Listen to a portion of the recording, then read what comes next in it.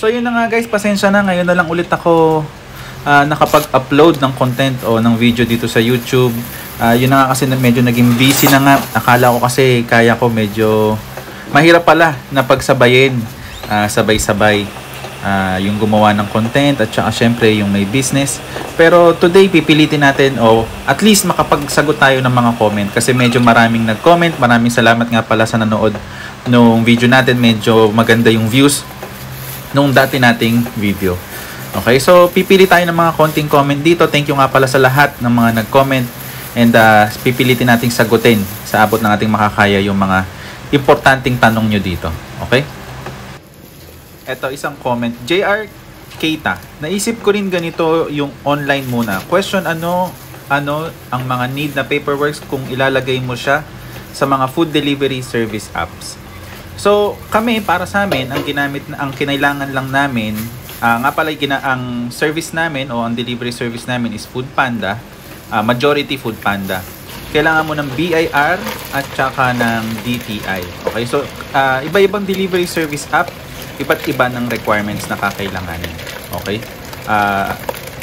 May mga ipapasa ka pang mga kailangan, mga forms, pictures ng stall o ng shop mo. So, yun lang naman ang mga kailangan. Yung iba, alam ko wala eh. Ano pa ba yun? Yung JEX, ewan ko kung familiar kayo sa JEX, yung mga ganon, ano pa ba? Mangan, walang masyadong requirements doon. Okay? Yung mga majority, malalaking delivery service, yun lang yung kailangan. Okay?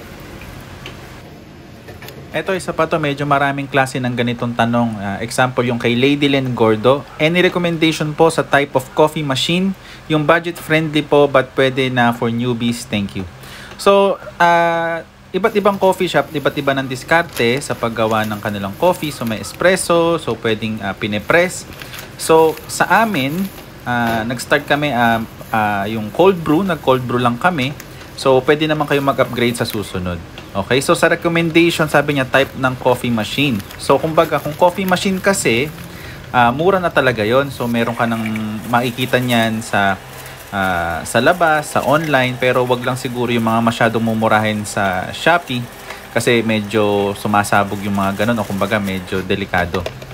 So, isa sa pinakamura is yung coffee machine. Merong nabibili yung mga Bauman sa SNR, mga ganyan. So, mura na yung ganun. So, pwede kayong mag-start doon. Wala naman, kumbaga hindi naman kailangan talaga, wala naman rules na sinabi na kailangan espresso machine agad ang gamitin mo. So, pwede kang mag-improve along the way and mag-start ka lang muna sa pinaka-basic o pinaka-maliit na puhunan na kaya mo. Okay?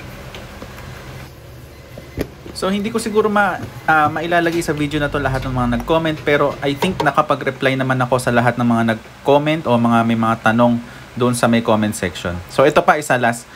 Si Think Shark, sabi niya, 450,000 na benta for 4 months. Mukhang di po reasonable, sir. Lalo na sa startup business na walang sariling store. Is this realistic? Tapos nag-reply si Sir Jonathan De La Torre. I think transparent naman si sir sa explanation niya kung paano na-attain yung 450,000 in 4 months. Nasa sipag na lang nila yun kung gaano sila ka-aggressive day by day sa pagbebenta. Yes, sir. Totoo po yun. Especially, ang ibig ko pa pong sabihin sa 450, profit na po yun. Kung sa benta, kayang-kaya po yun. So, ipapakita ko po sa inyo yung, as of today, yung benta po namin every month sa Foodpanda. Foodpanda alone, wala pa po yan POS. Okay? So, hindi ko po yan pinapakita sa inyo para mag-brag, pero gusto ko lang pong ipakita sa inyo kung ano yung kayang sales na gawin ng isang coffee shop, lalo na sa magandang o kung lalagyan natin ng maayos na marketing. And to be honest, sir, sa totoo lang, medyo kung may makakausap kayo ng mga malalaking coffee shop, sasabihin nila na mas maliit pa po talaga yan, especially kung pag-uusapan natin ay benta, hindi pa po profit. So kung benta, kayang-kaya po talagang ma-achieve yan kahit online lang. So, ayun lang muna guys. So, yun lang kinaya ng oras natin ngayon. So, sa susunod na video siguro mag-upload tayo ulit. Magsasagot pa tayo ng maraming mga question ninyo. And sana may natutunan kayo. And thank you guys for watching. I will see you guys on the next video.